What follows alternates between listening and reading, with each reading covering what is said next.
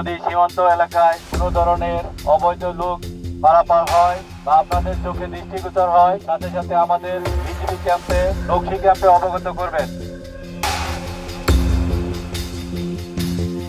শেরপুরের সীমান্ত জুড়ে এখন বাড়তি সতর্কতা।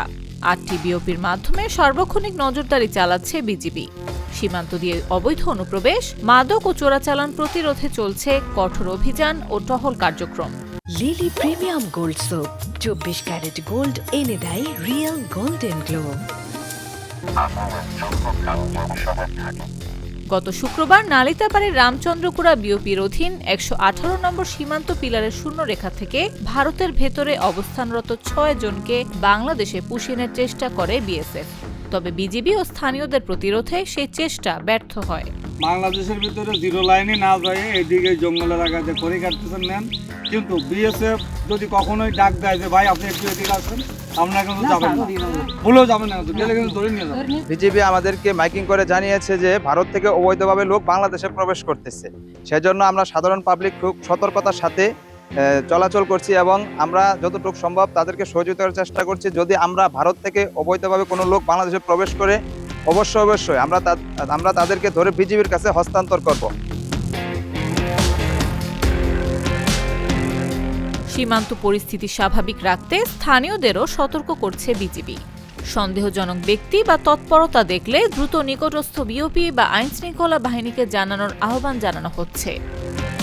বাংলাদেশের ভিতরে যদি কোনো প্রকার অপরিচিত মুখ দেখেন যে টুকলা টুকলি ব্যাগ বুক নিয়ে আসতেছে, তাহলে কি করবেন? আপনাদের জানাবো, আমাদেরকে জানাবেন।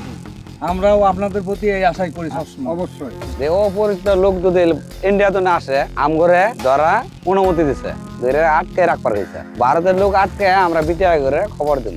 ভারত থেকে যেন লোকজন আমাদের বাংলাদেশে না আসতে পারে। আমাদের ছেলে সন্তান সহ এবং আশপাশি কতগুলি ছেলে সন্তান আছে, এরা আমরা একত্র হয়ে বিডিবি লোকজন টল দিতেছে, ওনাদের আমরা জানাইতেছি।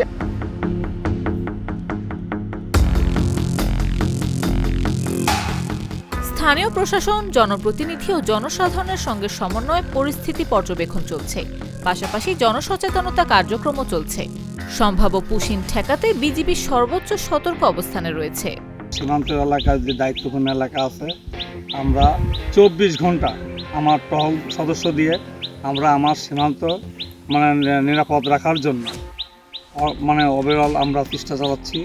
এবং আমাদের সীমান্তে যদি কোনো প্রকারের কোনো অপরিচিত লোক আসে, আমরা তাকে আমাদের আইনের যা আছে আমাদের আইন অনুযায়ী তাদের সাথে আমরা সেই ব্যবস্থা গ্রহণ করব।